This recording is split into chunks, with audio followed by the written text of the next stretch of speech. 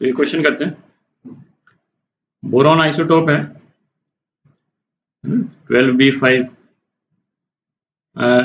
Undergo beta decay undergo कर रहा है और ये प्रोड्यूस कर रहा है 12C6 कार्बन, ठीक है, प्लस बीटा डीके है तो इलेक्ट्रॉन और एंटी न्यूट्रिनो, ठीक है।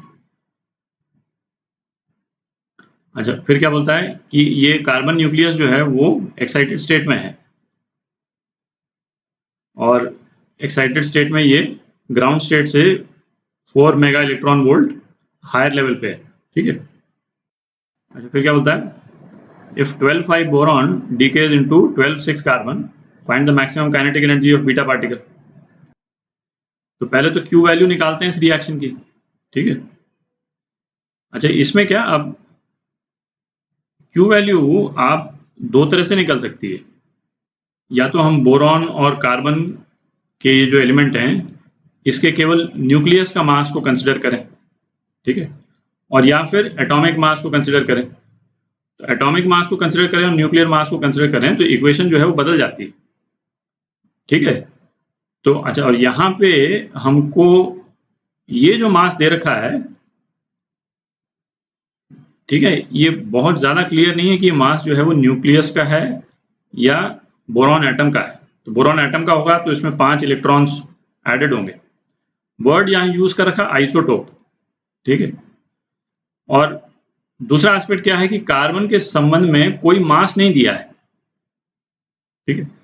तो कार्बन का जो अपने को मास जो मालूम है 12C6 कार्बन का 12 एटॉमिक मास यूनिट, ये किसका होता है, ये न्यूक्लियस का तो नहीं होता, ये किसका होता है, ये एटम का होता है, कार्बन एटम का, ठीक है, न्यूक्लियस का नहीं होता है। तो ऑब्वियसली क्वेश्चनर जो है वो प्रिज्यूम कर रहा है कि हमको 12C6 का मास मालूम है, ठीक है। तो ऑब्वियसली फिर ये वाला मास भी है ना एटॉमिक मास होना चाहिए, ठीक है। ये जब अपन ने बीटा डीके किया था तो Q वैल्यूज निकाली थी अपन ने, तो उस टाइम पे भी मतलब एटम का मास लेते हैं तब क्या आता है रिजल्ट और न्यूक्लियस का क्या लेते हैं, है ना, ये वो अपन ने क्लियरली डिस्कस किया था। तो आप चाहें तो है ना उन वीडियोस को एक बार देख लें दोबारा। तो एक बार ये देख लेते हैं कि Q वैल्यू का कैलकुलेशन जो है वो न्यूक्लियस के केस में और एटम के केस में कैसे वेरी करता है, और फिर उसके बाद में एटम का केस यूज करके और फिर अपन रिजल्ट निकालेंगे, क्योंकि कार्बन का मास अपने को एटॉमिक मास ही मालूम है। तो और यहाँ वर्ड आइसोटोप यूज किया है तो हम ये प्रिज्यूम कर रहे हैं कि ये एटम का मास दे रखा है अपने को, ठीक है। पर आपके दिमाग में ये क्लैरिटी रहनी चाहिए। तो यदि तो हम न्यूक्लियस का मास यूज करते तो मास ऑफ बोरॉन न्यूक्लियस है ना MbN और मास ऑफ कार्बन न्यूक्लियस, तो ये हो गए मास ऑफ न्यूक्लियाई। यदि ये यूज करते तो Q वैल्यू क्या होती,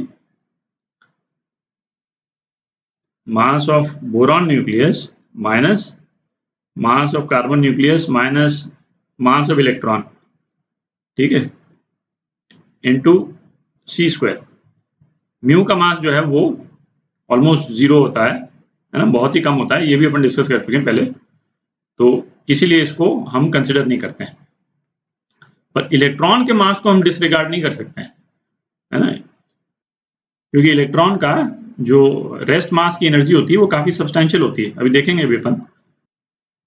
अच्छा, अब यदि Q वैल्यू हमको निकालनी होती मास ऑफ एटम को यूज करके, है ना, जो हम एक्चुअल में करेंगे, तो क्या करते हैं अपन, तो इसको लिखते हैं मास ऑफ बोरॉन एटम और ये हो गया मास ऑफ कार्बन एटम, ठीक है।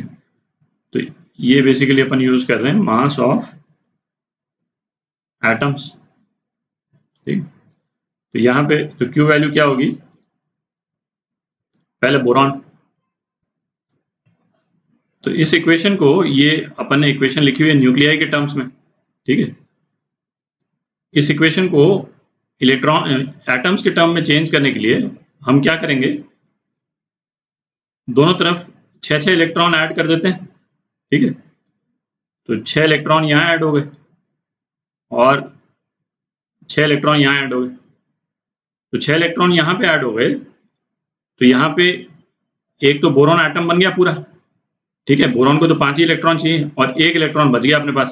ठीक है, तो यहाँ पे क्या लिखेंगे अपन, mass of boron atom plus mass of electron.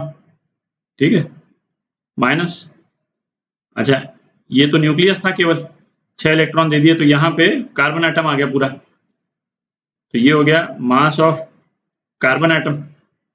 ठीक है, और minus mass of electron into c square. Difference दिख रहा है? ठीक है, और ये मास ऑफ इलेक्ट्रॉन जो है ये कैंसिल आउट हो जाएगा, तो Q वैल्यू क्या रह गई, mass of boron atom minus mass of carbon atom into c square. ठीक है, और ये अपने वाले केस में कितना हो जाएगा, 12.014 माइनस कार्बन एटम का कितना है, 12 है। ठीक है, 12, तो इसको एक एटॉमिक मास यूनिट की जो एनर्जी होती है मेगा इलेक्ट्रॉन वोल्ट है ना, उससे मल्टीप्लाई कर देते हैं 931.5। ठीक है, तो ये कितना हो गया, ये हो गया 13.041 मेगा इलेक्ट्रॉन वोल्ट। ठीक है, थोड़ी जगह कर लेते हैं, तो टोटल कुल इतनी एनर्जी रिलीज हो रही है, और इतनी रिलीज एनर्जी में से जो ये 4.041 मेगा इलेक्ट्रॉन वोल्ट है, इतनी एनर्जी तो एक्साइटेड कार्बन एटम में ट्रैप हो गई। ठीक है, तो जो एनर्जी बच जाती है डेल्टा ई लिख देते हैं। ठीक है, Q माइनस एनर्जी इन ये एक्साइटेड कार्बन एटम। ठीक है, तो ये हो गया आपका 13.041 माइनस 4.041, तो ये कितना हो गया, 9 मेगा इलेक्ट्रॉन वोल्ट हो गया। तो चूंकि अपने को मैक्सिमम काइनेटिक एनर्जी पता करनी है बीटा पार्टिकल मतलब इलेक्ट्रॉन की, तो हम ये मानेंगे कि न्यूट्रिनो जो है वो एनर्जी कैरी नहीं कर रहा है। ठीक है, तो मैक्सिमम काइनेटिक एनर्जी इलेक्ट्रॉन की 9 मेगा इलेक्ट्रॉन वोल्ट हो गई, तो ये आपका आंसर।